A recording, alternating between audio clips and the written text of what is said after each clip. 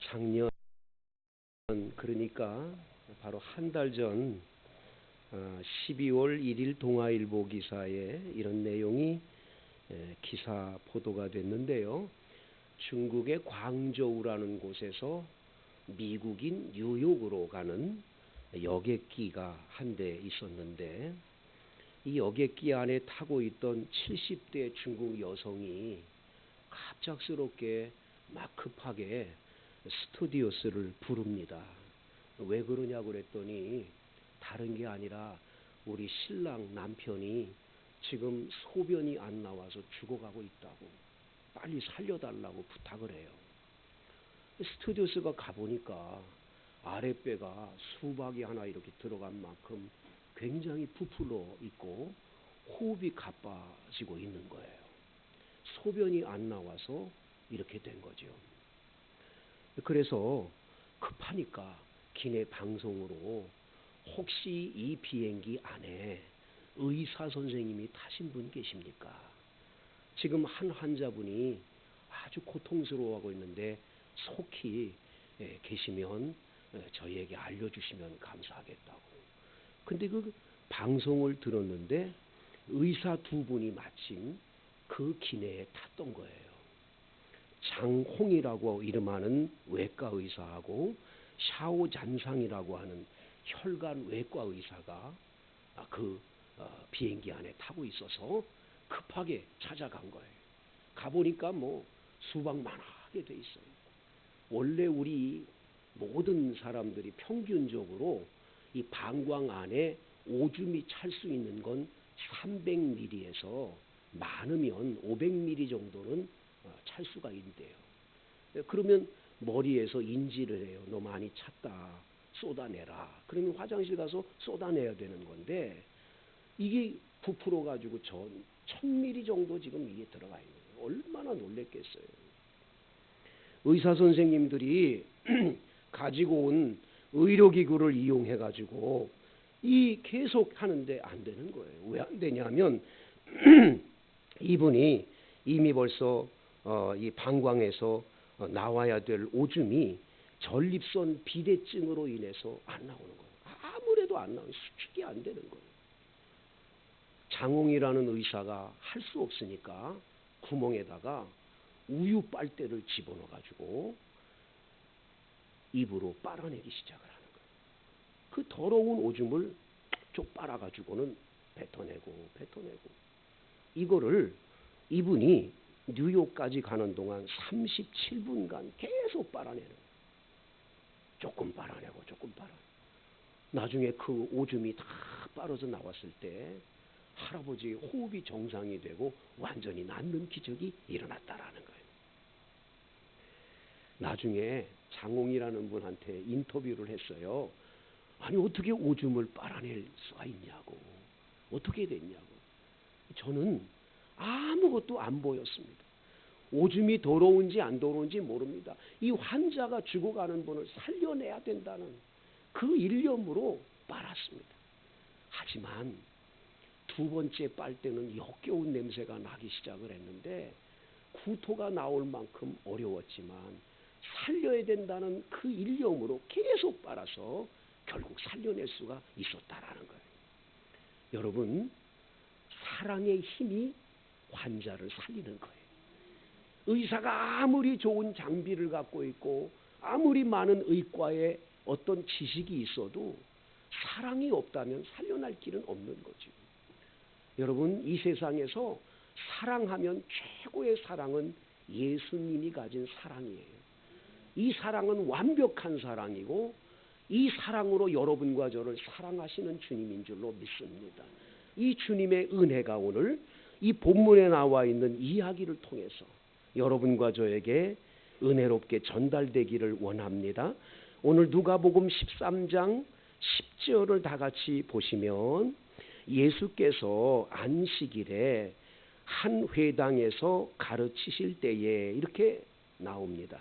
안식일, 오늘 말하면 주일날이죠. 주일날 예수님이 회당, 유대인들은 회당이라고 하는 곳에서 주일날 모여서 하나님께 예배도 드리고 그리고 평상시에는 아이들이 거기 가서 공부도 하고 그러니까 학교이면서 교회 역할을 하는 그 지역에 항상 이 회당이라는 게 마을마다 있는데 바로 예수님이 거기에 안식일 날 이제 예배에 참석을 하셔서 그 많은 성도들에게, 많은 유대인들에게 이제 예수님이 설교 말씀을 하고 계셨어요. 말씀을 전해주고 있을 때 거기 안에 많은 청중들이 앉아 있는 곳에 한 여인이 보입니다. 그 여인의 형편이 어떤지 11절을 다 같이 읽어봅니다. 18해 동안이나 귀신 들려 앓으며 꼬부라져 조금도 펴지 못하는 한 여자가 있더라. 18해라고 번역을 해놨어요. 우리 성경을. 18년이죠. 18년. 그러니까 여기다가 18년이라고 쓰면 곤란하니까 18해라고 해놨어요. 여러분 잘 번역한 거죠. 18일 동안 귀신이 들어갔어요. 귀신이 들어가서 허리가 지금 척추에 큰 문제가 생겼습니다. 여기에 이 헬라어 단어 쉼캡투사라고 하는 이 헬라어 단어 뜻은 척추염으로 인해서 등이 이렇게 굽은 상태. 우리나라에서는 곱사등이라는 말을 많이 쓰지요. 곱사등이가 된 거예요. 근데 이건 곱사등이가 무슨 어디서 다쳐가지고라든지 무슨 결핵균이 들어가서 그런 게 아니라 이분은 귀신에 의해서 이렇게 된 거예요. 18년 동안을 이렇게 살았습니다. 예수님이 그 여인을 딱 보시더니 부르십니다. 이렇게 불러서 이리 오라고. 그러더니 여자요, 내가 내 병에서 놓였다. 이렇게 말씀하십니다. 내가 내 병에서 놓였다. 그리고는 그 여인의 머리에 안수 기도를 했어요. 한번 다 같이 13절 시작. 안수하시니 여자가 곧 펴고 하나님께 영광을 돌리는지라.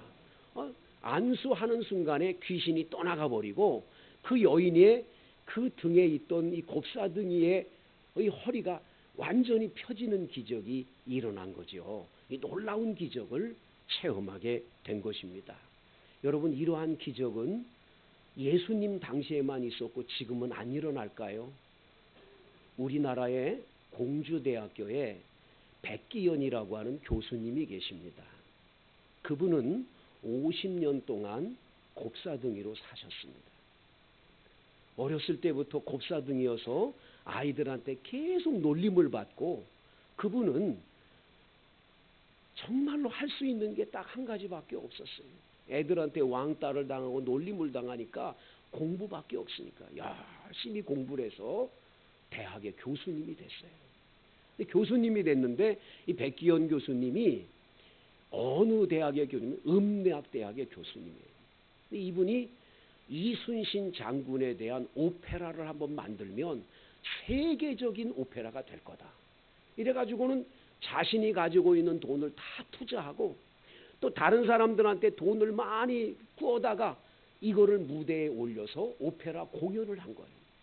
그러면 많은 사람들이 와서 그 표를 사가지고 봐야 이 손해를 안 보는 건데 세상에 사람들이 이순신 장군에 대해서 관심이 없는지 안 오니까 오페라가 완전히 망해가지고 자신이 투자한 돈도 망하고 남의 돈 끌어다가 한 것도 다 망해가지고 빚쟁이가 된 거예요.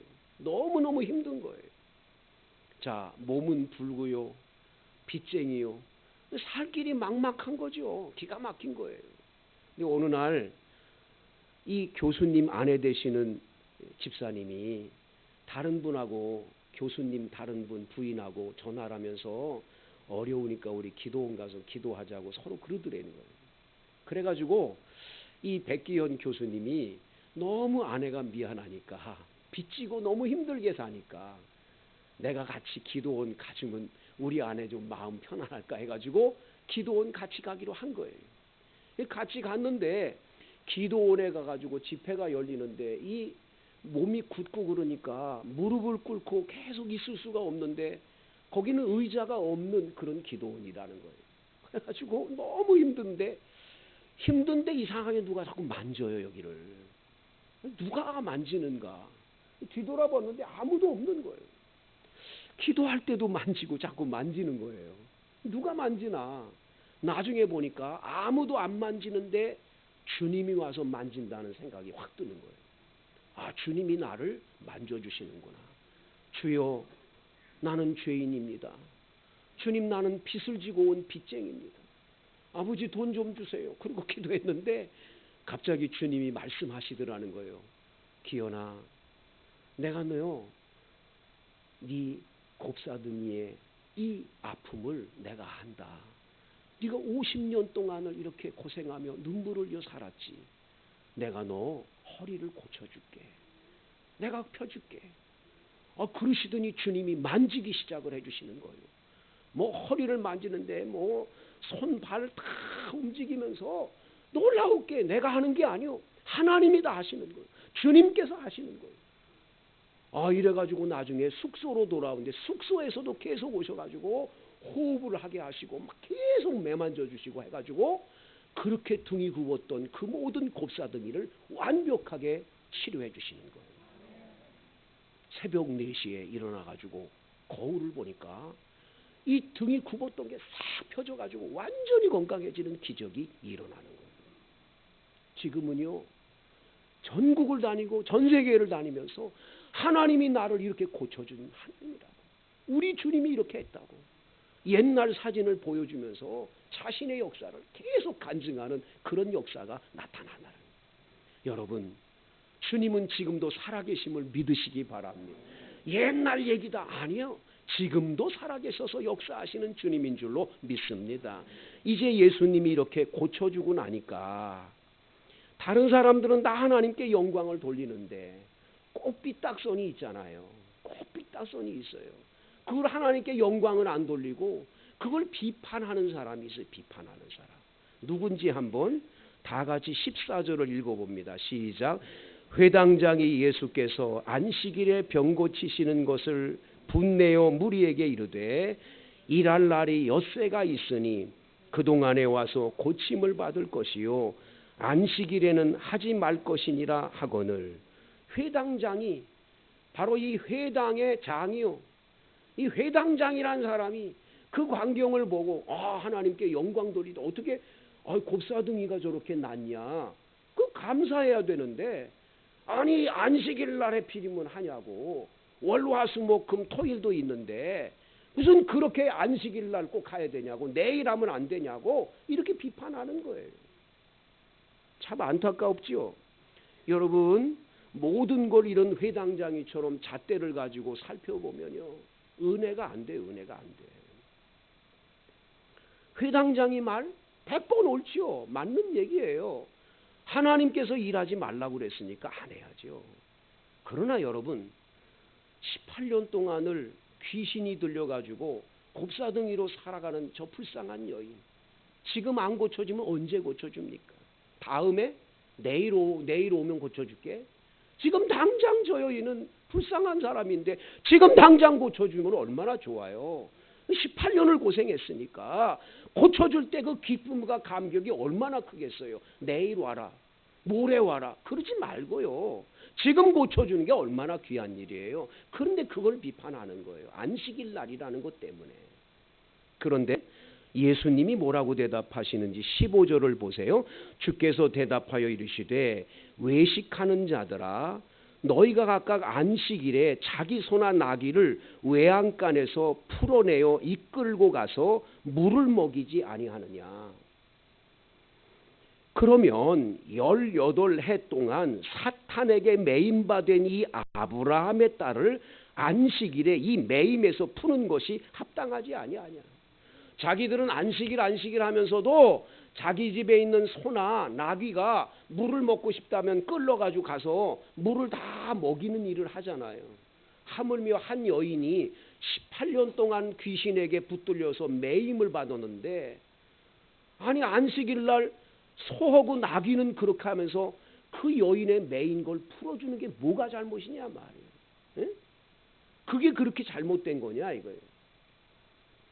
그렇게 말씀했을 때 17절 예수께서 이 말씀을 하심에 모든 반대한 자들은 부끄러워하고 온 무리는 그가 하시는 모든 영광스러운 일을 기뻐했다. 할렐루야. 여러분 기쁨이 충만한 사람 되시기를 바랍니다. 이렇게 반대해가지고 부끄러워지는 사람이 안 돼야지요. 자, 여러분 오늘 이 본문에서 우리는 두 가지의 귀한 교훈을 받게 돼요. 첫째가 뭐냐? 주님께서 거룩한 안식일 주일날 예배 시간에 참석하셨다는 거예요. 우리는 주일날 예배당에 올 때 예수님 생각을 안 하는 경우들이 많지요. 예수님이 이 예배 시간에 오셔서 여기 같이 계신다. 잘 생각을 못하는 분들이 의외로 많아요. 이 예배당에 오는 목적이 그냥 사람 보러 오다든지 내가 주의 일을 하러 온다든지 그냥 교회 일을 해야 되겠다 일하러 오거나 하지 예배 시간에 우리 가운데 임하셔서 같이 계시는 예수님을 만나러 오는 분이 많지가 않은 거예요. 참 여기에 큰 문제가 있는 거예요. 여러분 기억하세요. 주일날 우리 주님이 예배에 참석을 하셨다. 아멘입니까? 이 예배를 일하러 예배당 오면 안 돼요. 교회를 일하러 오는 분이 계세요. 일하러 오면 반드시 그 일은 여러분에게 유익이 되질 못해요. 여러분들이 예배를 드려 은혜를 받고 일을 해야 그 일이 행복하고 복되고 그 일을 통해 영광을 주 앞에 올릴 수 있지. 예배의 은혜는 안 받고 일만 하러 오면 시험에 들 때가 많아요. 제가 매주 금요일마다 책을 한 권씩 읽고 이렇게 독서 모임하는 목사님들 모임이 있어요.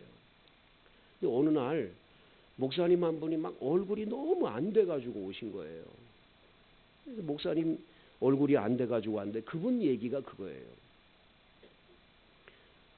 교회에 고무장갑 집사님이 계세요.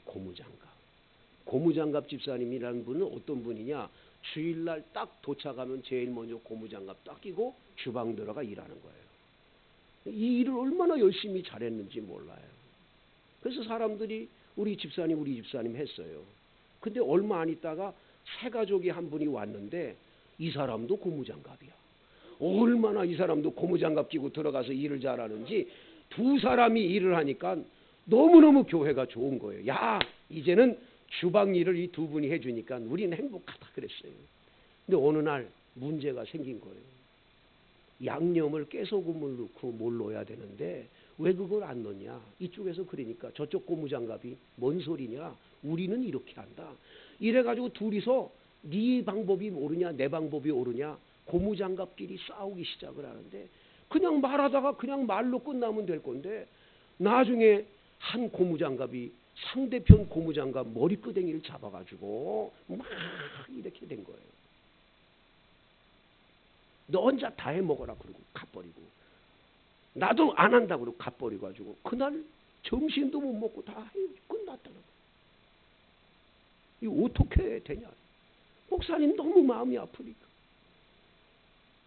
목사님, 최 목사님 교회는 어떠냐고 나한테 물어와서 우리 교회는 너무너무 잘하셔서 너무 감사하지요. 그냥 그러기만 했는데 너무 그분이 안 됐더라고. 근데 왜 그럽니까? 딱 한 가지요. 예배를 드리러 오는 게 먼저가 돼야 돼. 예배당은 예배 드리러 오는 거지 일하러 오는 거 아니에요. 예배 먼저 드려서 예배 시간에 우리 예수님 만나야 돼. 아멘. 이 예수님이 여기서 지금 예배 시간에 우리에게 찾아와 주시는 그 주님의 은혜를 받아야지. 그렇지 않으면 넘어지는 거예요. 여러분 미국에서 그런 일이 있었어요. 저 남부의 지방에 한 흑인이 여행을 갔는데 여행을 가가지고 주일날이 돼서 예배를 드리러 딱 이제 어느 예배당을 딱 들어갔는데 예배당 입구에서 못 들어가게 하는 거예요. 못 들어갑니다. 왜 못 들어갑니까? 예배 드리러 왔는데 당신은 흑인이니까 못 들어갑니다. 노예 해방된 지 얼마 안 됐을 때예요. 노예 해방됐는데도 못 들어온다라는 거예요. 우린 백인들만 모이는 예배라는 거예요. 예배당이라는 거예요. 못 들어온다라는 거예요. 계속 실갱이라면서 난 들어가야 된다. 난 예배 드려야 된다. 하나님께 예배 드려야지 주일날 예배를 못 드리면 어떡하냐고 계속 그런데도 안 된다라는 거예요. 끝까지 예배 시작하니까 문 싹 닫고 못 들어오게 만들어요.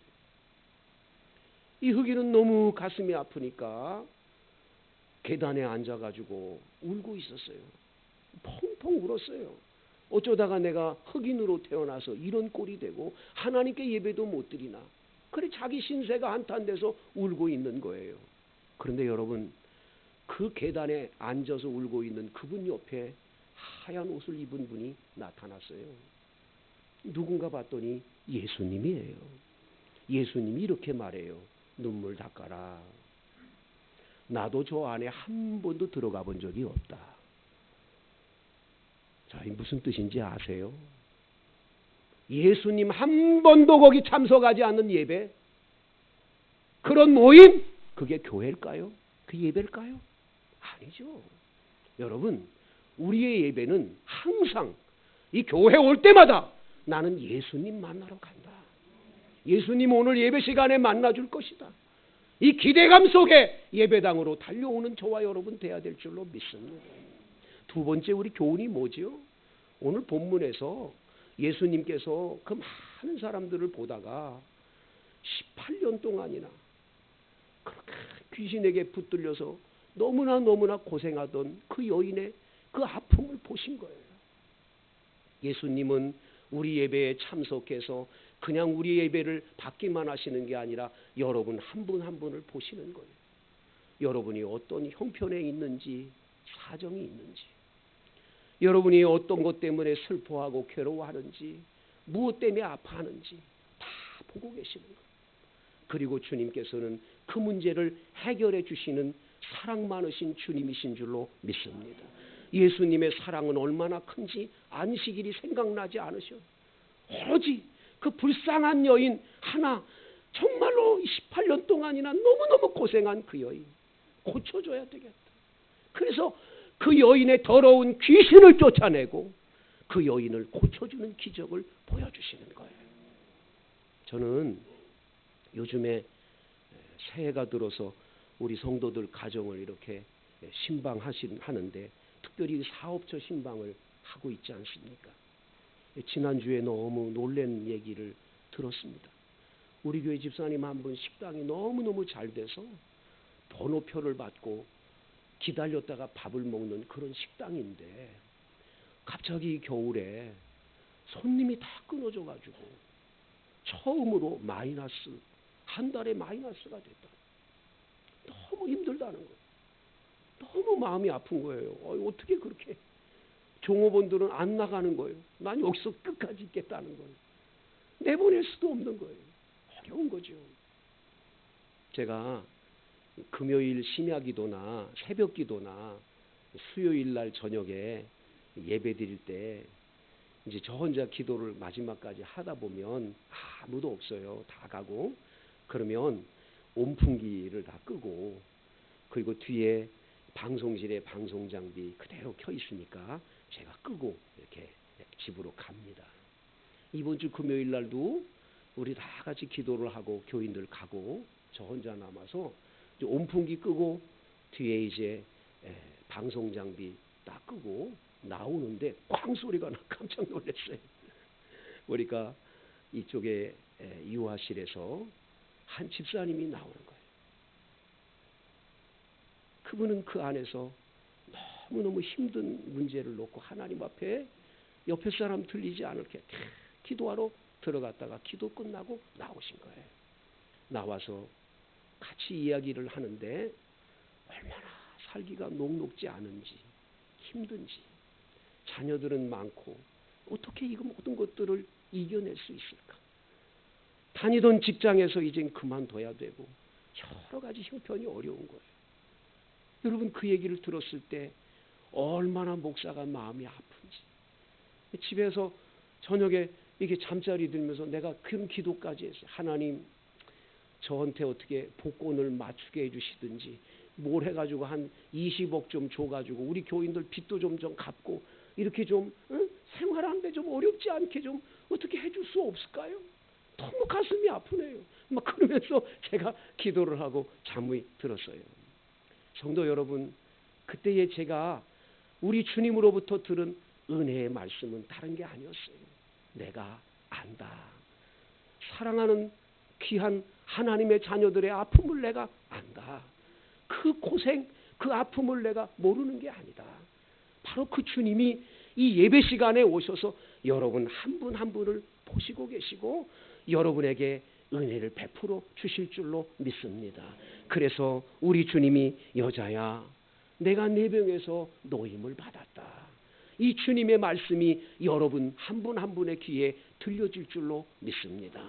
사랑하는 아들아, 얼마나 힘드니? 너무 고생 많다. 내가 안다. 내가 너를 안다. 그 눈물을 닦아주실 주님을 붙잡으시기를 바랍니다. 우리 주님께서 사랑하는 딸아, 네가 얼마나 고생했니? 내가 너를 안다고. 내가 너의 아픔을 안다고. 내 눈물을 닦아주겠다고. 우리 주님의 이 음성이 여러분 귀에 들려오지 않습니까? 금년 새해가 밝고 두 번째 주가 됐습니다. 매주마다 예수님 오셔서 우리 예배를 받으심을 기억하세요. 예배의 현장에 주님이 와 계심을 잊지 마세요. 그 주님을 꼭 만나셔서 인생 문제를 반드시 올해는 해결받아 하나님께